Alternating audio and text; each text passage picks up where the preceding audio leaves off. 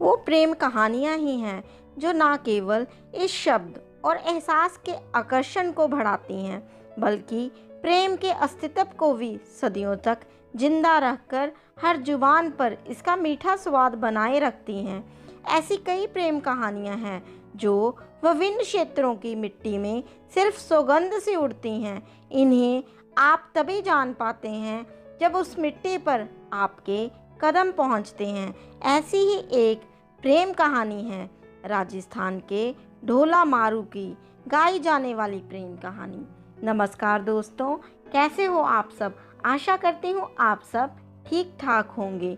आज की कहानी है ढोला मारू।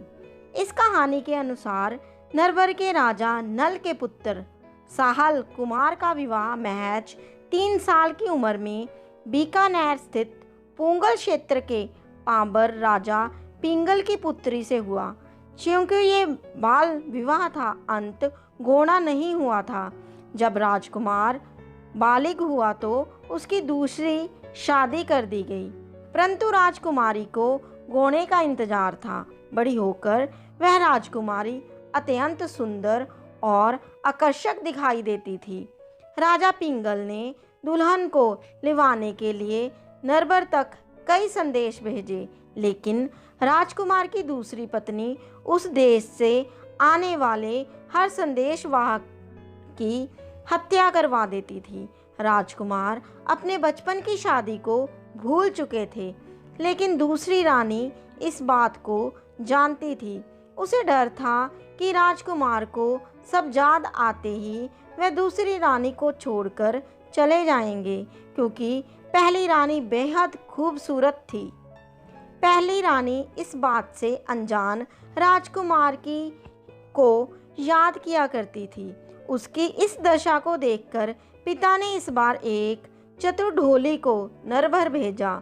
जब ढोली नरभर के लिए रुबाना हो रहा था, तब राजकुमारी ने उसे अपने पास बुलाकर मारू राग में दोहे बनाकर दिए और समझाया कि कैसे उसके प्रीतम के सन्मुख जाकर गाकर सुनाना है।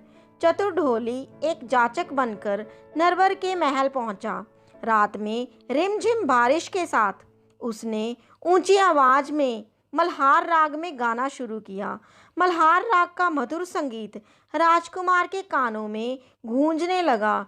ढोली ने गाते हुए साफ शब्दों में राजकुमारी का संदेश सुनाया। गीत में जैसे ही राजकुमार ने राजकुमारी का नाम सुना, उसे अपनी पहली शादी याद आ गई। ढोली ने बताया कि उसकी राजकुमारी कितनी खूबसूरत है और वियोग में है। ढोली के अनुसार राजकुमारी के चेहरे की चमक सूर्य के प्रकाश की तरह है। जीनों कपड़ों में से शरीर ऐसे चमकता है मानो स्वर्ण झांक रहा हो। हाथी जैसी चाल, हीरों जैसे दांत, मूंग सरीखे होंठ हैं। बहुत से गुणों वाली, क्षमाशील, निमर व कोमल है। गंगा के पानी जैसी गोरी है। उसका मन और तन श्रेष्ठ है, लेकिन उसका साजन तो जैसे उसे भूल ही गया है और लेने नहीं आता। सुबह राजकुमार ने उसे बुलाकर पूछा तो उसने राजकुमारी का पूरा संदेशा सुनाया। आखिर सलाह कुमार ने अपनी पहली पत्नी को लाने का निश्चय किया, पर उसकी दूसरी पत्नी मालवणी ने उसे रोक दिया। उसने कई बहाने बनाए, पर मालवणी हर बार उसे किसी तरह रोक देती। आखिरकार एक दिन राजकुमार एक बहुत तेज चलने वाले ऊंट पर सवार होकर अपनी प्रीतमा को लेने पोंगल पहुंच गया।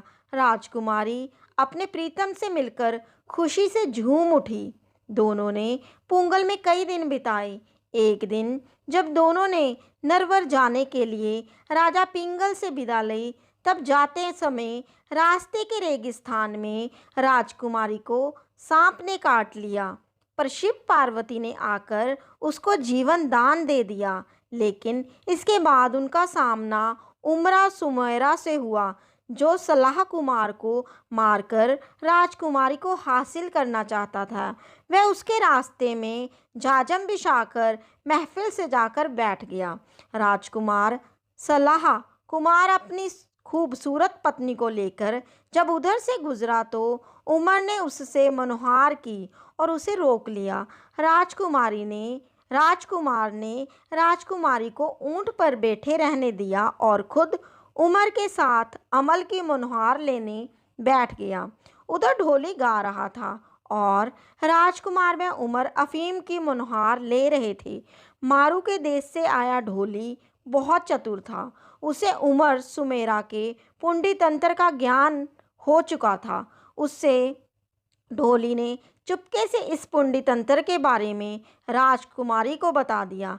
राजकुमारी भी रेगिस्तान की बेटी थी। उसने ऊंट को एड़ी मारी जिससे ऊंट भागने लगा। ऊंट को रोकने के लिए राजकुमार दौड़ने लगा।